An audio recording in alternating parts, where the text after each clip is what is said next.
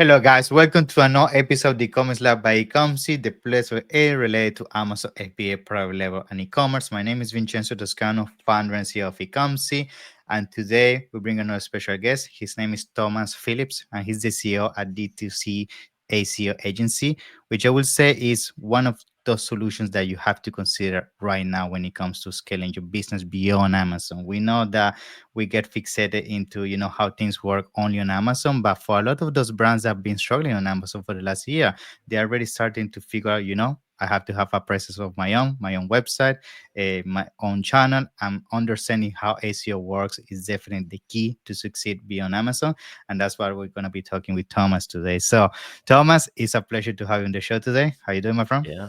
Thank you so much. Yeah, I really appreciate it. First thing in the morning here in Austin, so bright and early, Yes, ready for it. let's roll. Awesome, Thomas. So as I was saying before going live, I think for a lot of the listeners, a big part of the audience are people that have a presence on Amazon and they're starting the stores beyond Amazon in Shopify, WooCommerce, and all of that. And understanding ACO is something that people really struggle with because let's be Mm. honest, ACO in Amazon is relatively simple compared to what you can actually do outside of Amazon when it comes to Google and all of that. It's much more complex. And what I want to do with today's episode, just to lay down some foundation, mistakes to avoid, and how things have changed, especially with AI, which I know that's been playing, a lot of, with a lot of things when it comes to how it's affecting ACO. Now, before going with that, I would like to just take a minute or so to just have a quick intro from your side about who is Thomas, your agency, and then let's go from there. Yeah. Yeah, absolutely. Appreciate that. Yeah, so my name is Thomas Phillips. Started my first business when I was 13. It was e-commerce. I basically built mini finger skateboards in my dad's garage, sold them to 39 different countries in the first year. And then it got to the point I had to close it down because I was so busy and I didn't understand about taking on employees. So that was my first real experience with building a website online, selling products, and everything around that. SEO was very, very easy back then, which Yeah, was I awesome. know. Um, That's good. yeah, and then I realized that entrepreneurial bug side of things, and then we've basically just built out many, many, many brands coming up to today.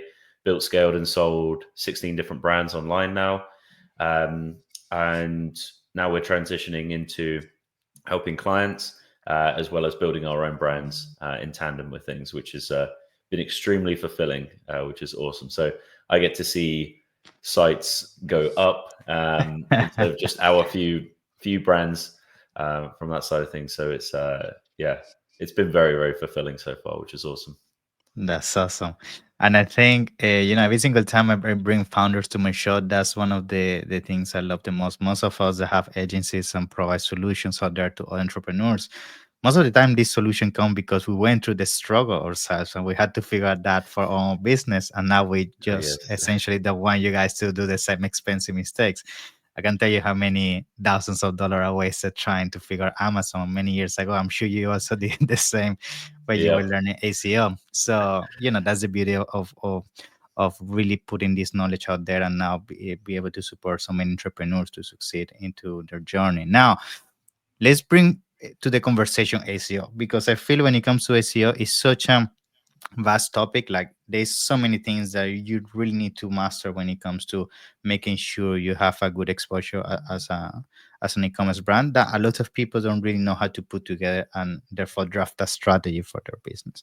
I would like to start with the basics. I think when I say basics, it's like what are some of the main things you have to understand about SEO, because I feel a lot of people don't even know what are some of the basics, and if you don't know that, like how you even go into the rabbit hole of the other more complex things. So let's start with that. Like, what are some of the initial conversations you have with people when they come to you and say, I have this website, I just launched this website. How do I make sure I get some SEO kind of thing going on here?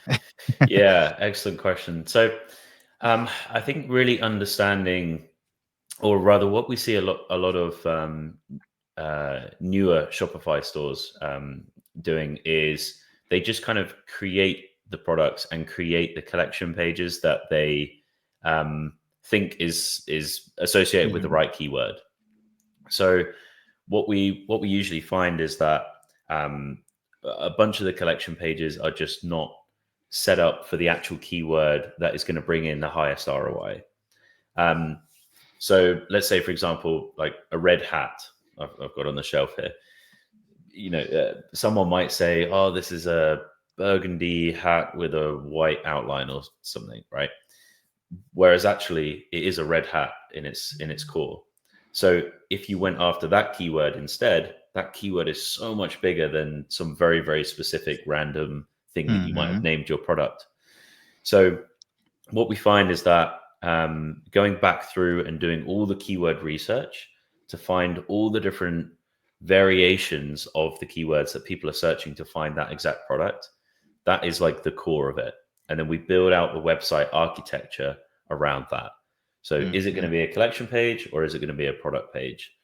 Um, and when you have that foundation, you have that whole blueprint and footprint um, laid out, Google is then very easily able to go like, okay, this collection page is for, red hats, or this collection page is for this particular thing. So already you're getting like a leg up on the competition by just researching properly all the different types of keywords that people are searching to find that same product. Because a lot of the time, there's like multiple search terms that mean the same product. So it's a case of working all of that out. You can use a tool like Ahrefs from an SEO perspective. To basically work all of that out. So that is, I would say, one of the core things, the absolute number one first step, building out the Cool, site cool. architecture Something correctly. I want to add on this, which is actually good that you describe in so much depth, is that it seems like from what you're saying, SEO is a conversation we have to have before even we launch the website, because a lot of times I see Yes, people do the mistake that say, let me do the website, let me do all the branding and everything, and SEO is a second thought. And then what they don't realize, if the assumptions and the foundation you did the website based on is wrong in the first place, all the things you're building on top of it realistically will also be wrong. So it's actually very good that you point that SEO is something that has to happen from day one, so you can use that as the seed of what is going to come next, right? absolutely. Yeah, and it's just the absolute best way of working out, like, okay, what are all the blog articles I might create? Exactly. Because we don't just want to create hundreds of random Yeah, right. articles around hats, as an example. We want to be very, very deliberate with it. So we want it to create relevancy around the existing products that we have, but we also want to have the problem and solution kind of articles, because those are the ones that are way more likely to convert into a sale. So the ROI is a lot higher. So just being very, very, very deliberate with every single page that's created on the website is, number one step, hugely important. You save yourself so much time and aggravation. And Got from a technical SEO standpoint, if you can build out the website correctly from the start, and you're not chopping and changing URLs, and you have redirects going everywhere and 404s because it. you've deleted a bunch of products, you just cause more issues for yourself in the long term by not Cool. setting up correct from the start. Cool. Now let's bring to the conversation around SEO the timelines associated with that, because I feel that's another mistake people do. They think SEO is something that you do certain changes and 24 hours your first page in Google, and it doesn't work like that. It takes time. And I would like you to, pick your brain in terms of why it takes time and what are some of the things that could potentially accelerate that exposure in terms of results. Like, what is your take on that as well? Yeah. Yeah, great question. So there's two main buckets really. It's either you're starting a brand new website, it has zero authority with Google, you might have just bought the domain name, there's no pages indexed in Google right now. That website is going to take a lot longer to rank than the second bucket, which is an existing website. So they're really the clients that we love to work with because we can get a lot quicker results with. Mm-hmm. We work with both, but I'll explain the other side. So, as an example, we have a client who has had their brand for like 10 plus years. Their website was super, super unoptimized. They had a whole bunch of collection pages and products. And for the keyword tennis skirt, they were like 70th or something like that. We have the case study on our website. And within 2 weeks, we're able to get them up to the top, the first page. And then within 90 days into the top three. And it's like a 43,000 searches per month. So absolutely huge. And that is really building off of the existing power and reputation and authority that they have with Google, because they already had a good number of links, backlinks, like other websites linking to their website. They already had a baseline amount of power that Google associates with that brand. Versus the brand new website, there is zero authority. Google doesn't know who you are. Yeah, Essentially, it's kind of like if you literally just opened up an Instagram account. You're not a yeah, celebrity yet from that side of yeah, things. of course. Um, and it's really the links. It's other websites linking to your website Pointing. that build up that reputation and trust with Google. And that's why a brand new website can't rank for red hats all of a sudden Exactly. on day one. You have to compound that and build it up. So depending on how fast and the competition, like how fast people want to go and the competition level, it depends on how quickly you're going to see like keywords increase and ultimately see a return on capital deployed essentially. Cool. Now I have a question regarding this because you mentioned links. I have a question that I'm sure a lot of people might ask themselves, which is, does it matter what kind of authorities are pointing back to your website? Because I'm assuming, maybe you can point me out in the right direction. If I'm getting, for example, mentioned in BBC News or something like, SBN or some of these big, entities in terms of exposure to Google compared to a random website, I guess the way to my history gets is different, right? It depends also on the authority that mention your links, right?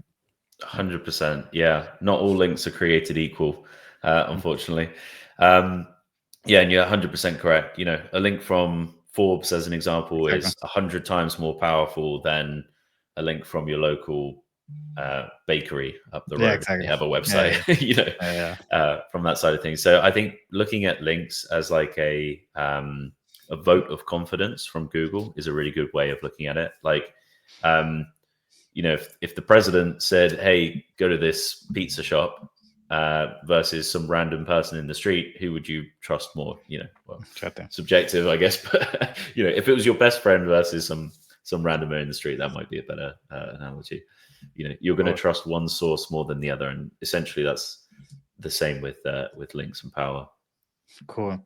Now, another thing is regarding the platform that you use when it comes to your website, because I heard some certain rumors, and maybe you can confirm this is true or not, that there certain what we call the host where your website is built on that might rank better than other. Like some people say Shopify is better, some people say WooCommerce is better, some people say WordPress. So there's certain conversation around those things, and I get those questions all the time, like what do you see based on your experience? Do you really think it matters, what is the engine you build your website on, or realistically it's more down to what we've been discussing, which is the domain that has the history attributed to? Yeah. Yeah, that's an excellent question. Yeah, so Shopify is just by far the easiest to set up. It has the most integrations. Um, all the kind of it ticks all the boxes around that. From an SEO point of view, it's pretty much there. There are like core things that our developer goes in immediately and fixes because Shopify's just still have not fixed them from an SEO point of view. So immediately you get a nice little bump on that, Okay. which is great. Um, uh, you know, WordPress slash WooCommerce. Again, also another great platform. We've ranked many WordPress sites. The trouble that I have with WooCommerce though is the plugins are like very fickle. Like Mm. they, because they're all It's like not as third clean as party. Shopify, for example. That's very clean. Yeah. Mhm. Yeah, and Shopify, uh, there's some kind of like level of code checking because we've had it before where like a Stripe app or plugin on WooCommerce or WordPress updated. We didn't realize that it then conflicted with our theme, and then it knocked out the checkout for like 4 days before we realized. And we're like, what on earth is going on? So yeah, it's kind of swings and roundabouts really. But we see a lot of people, they're on BigCommerce or they're on WordPress, and then they migrate over to Shopify. But Shopify charges a lot of fees as well, so it's Yeah, kind of like that's the thing. you Yeah, you yeah, got to yeah. work out what's going to be best for you. Cool. Now, in terms of SEO, another question I get all the time is also how does the geographical effort might impact your rank across the board? Because especially as an e-commerce brand, you could have sometimes present in different countries, Hmm. which sometimes increase the complexity because not only the effort you have to do in a specific region, but it comes down to also language, right? So I mentioned this because a lot of people do Amazon usually they do international markets, and I'm sure they might ask themselves, okay, how does it work when it goes beyond the USA? I'm also have to do Europe and things like that. Is the strategy then becomes localized at the region level? Like, what is your experience with that as well? Yeah, so I mean, to be fair, this is where Shopify do it really, really, really well. Like they have Shopify Markets, which is built in directly. Um, Not to be confused with Shopify Markets Pro. I don't know Mm-hmm. Yeah, why yeah, they I try and know. charge for that, but yeah, Shopify Markets anyway. And from an SEO point of view, if you set up other locations on the subdomain, sorry, on a subfolder, not subdomain, Mm-hmm. very, very important because it will piggyback off the power of the existing website. Nice. Okay. So for example, redhats.com/en GB Mm-hmm. for UK as an example. So, um, yeah, and we rank that a lot, right? So it really Cool. depends on the client. If they want to completely translate the website into, say, Swedish, because they want to go into Sweden, highly, highly recommended. And Google essentially sees that section of the website as the Swedish section. So it starts to then rank that independent of. Um, and also, they Shopify have excellent tools built in where you can change the currency over. You can even change, like, is it going to be .99, at the end of Mm. the pricing and everything like that. You can inflate the pricing for to swallow the VAT in certain locations, all kinds of stuff. So they handle that very, very well. To be fair, so that would be my Cool. recommendation. And that's what we use on our Nice. brands as well. Cool. And now, when it comes to advertising, this is another thing that comes to me all the time. Is like, what is the effect of advertising as well in terms of how your SEO gets impacted? Because just to make a quick parenthesis, in Amazon, we all know that if you do advertising and you get sales to a specific keyword, Amazon ranks you higher on that keyword. So does it work the same when it comes to SEO? Like if you run Google Ads, for example, and you start converting very well on that keyword, does it also help you with SEO exposure organically, or how does it work? No, no, unfortunately Mm. not. Yeah, it's not a pay to play type thing, Yeah. annoyingly. Um, but I think it's the analogy that would make most sense for Amazon sellers is, that as you make more sales on Amazon, obviously Hmm. Amazon then starts to bring Yep. your listing up. Yep. Now, the same applies with links, Okay. essentially. So the more high powered links that are relevant to your website that you get, the higher Google essentially is gonna lift your website up. So Nice. I think that's probably a really good way of looking at it from that side of Cool. things. But yeah, So essentially, unfortunately, as a metric, click try to track how many clicks you get on your links and from different sources. That's gonna be, I guess, how you define success on the SEO kind of work, right? Yeah. yeah. So yeah, as a KPI, we'd want to be understanding. Mm. So we mainly use Google Analytics, Okay. unless the client has a third-party tracking software built in. If they're spending a lot on paid ads, like Triple Whale or Mhm. Hyros, then we'd also track inside of there. So we want to see, like, okay, which pages are getting the most clicks right now. We're tracking each keyword. What position are they in right now? What do we need more links for? What do we need less? Which pages need a lot more content, because we add a lot of content to collection pages. Big thing that a lot of people miss. We want to add as much relevancy to the page as possible. So Google fully understands, like, okay, this is 100% the right keyword that we should be ranking here. Cool. Now, in terms of the sources of these, in terms of these links that come to your website, what do you feel is the most effective? Like what I say, in terms of type, I mean, do you recommend doing more blogs or more like working with influencers or working more with, YouTube channels that put your links into the description? What kind of source of traffic do you think is the most effective or has tends to have the highest conversion? Yeah. Yeah. So in terms of, like, acquiring a link for the site, digital PR is like my absolute preference. So I'll give you there's a few different ways that we get that. So number one is through gift guides. So Okay. for example, a writer at Forbes is writing up the best Ferrari hats, I don't know, Yeah. whatever it might be. We would then want to be pitching our product or our client's product directly to that journalists, um, so that they then feature their product inside of that gift guide. And then when that goes live, obviously we potentially might get sales as well from it, which is awesome. But we get a link directly from that, Yeah. high powered website. So that's one of the first ways. Another way would be expert commentary. So if there was, it really depends on the niche with this one as well. Like, for example, we have a luxury furniture company, and we have an interior designer who essentially works for them, and then they can then give expert commentary on the latest shade of wall colors and how to style your lounge and everything like that. So that's another really good way. And then the final way is data driven stories. So this is where we're like going out and pulling a whole bunch of data. Usually it's like state by state versus. So for example, we did one, which state is the most sweet, the most and least sweet obsessed for a candy client that we have. And essentially that's like breaking down state by state data with all these different keywords, putting everything together, building that into an infographic, and then pitching that to journalists. So that works very, very well as well. So it's really earned media, and that's the annoying thing. It takes a little bit more time, Yeah. um, but the links that you get from it, money can't buy essentially, which is what we want. That is like the biggest association that Google's like, sweet, we Yeah. trust you now. I agree. I agree.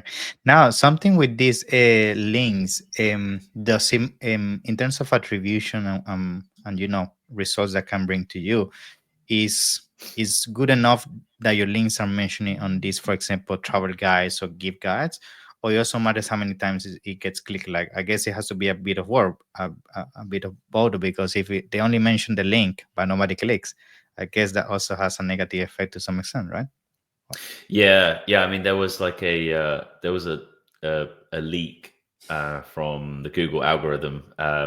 What was it? 6 months or a year ago now, and that was one of Okay. the parts of the algorithm in there. So how many people click through from a link then determines the potential power of that link as well. Okay. But it was by the looks of things, it was quite a low down part of the algorithm. It would just help, if I see. people were clicking through. So that's really where like digital PR works really, really nicely, because obviously on those top publications, they do You get, get clicks. Yeah. they do get hundreds of people viewing each of the articles that they post, which is fantastic. So Cool. yeah, ticks the Nice. box there. Cool. And I guess to start concluding, like, what would you say is one of the, maybe biggest mistake, or we could even flip the question to, what is one of the things people have to focus on 2025 to really get the most out of SEO? If you had to Yeah, pick one thing. I would say link building for sure, but like it's also the hardest, but it's like the biggest factor of what Google looks at essentially. Um, yeah, it's like the thorn in the side, so to speak. But it's when you get it right and you start getting the right links, it's just And rocket you have fuel. to do it constantly, I guess, because maybe people think, oh, okay, I just pay a ton of clicks once and then that's it. But I guess this is something you have to also do repetitively, right? Yeah. Yeah, absolutely. Because if you think about it, like Amazon, your all your competitors are getting sales as well. So if Hmm. you all of a sudden stop getting sales and Yeah. now, you're at number 6 in the listing, you're probably going to start dropping because other people are starting to get more sales. So if you think about it in the similar way with SEO, all your competitors, especially on the top 10 first page of Google, they are all doing SEO, like 100%, or else they wouldn't be there. So they're all becoming more and more powerful. So you need to stay ahead of them to maintain that position. So there's a big thing at the agency of what we do is we want to drive up to the top 3 positions as quickly as possible. And we change the strategy to rank and defend, because when you can stay at those top 3 positions for the longest period of time, that's when you're just creaming the profit, because Yeah. number 1 spot gets 40% of the clicks, number 10 gets like 1.1.5, or oh no, sorry, not 0.5, 0.5. Oh, yeah. And It's significant fifth, difference. Hmm. Yeah, fifth position gets 6%. So even jumping up from fifth from 5 or 6% up to first, 40% of the clicks is huge, huge jump. So really being in that top position, staying there for the longest period of time is where everyone wants to be. It's also the hardest place to be. Yeah, for sure. Awesome, Thomas. So, I mean, it's been a pleasure to have you on the show. Thank you so much. I know, this is only a tiny part of ACO. Is so much more than that, and that's why I'm sure people want to reach out to you, to discuss this in more depth or potentially work with you. So, tell us how people can find you. Yeah, I mean, you can head over to dtcseoagency.com or follow me on socials at Thomas M.R. Phillips. Yeah, just search Cool. DTC SEO agency will come up first. Awesome. I'm gonna make sure to put everything down in the description. Excellent. Other than that, it's been a pleasure, and see you soon. Yeah, thank you for your time. Fantastic. Thank you so much. Thank you. Bye bye.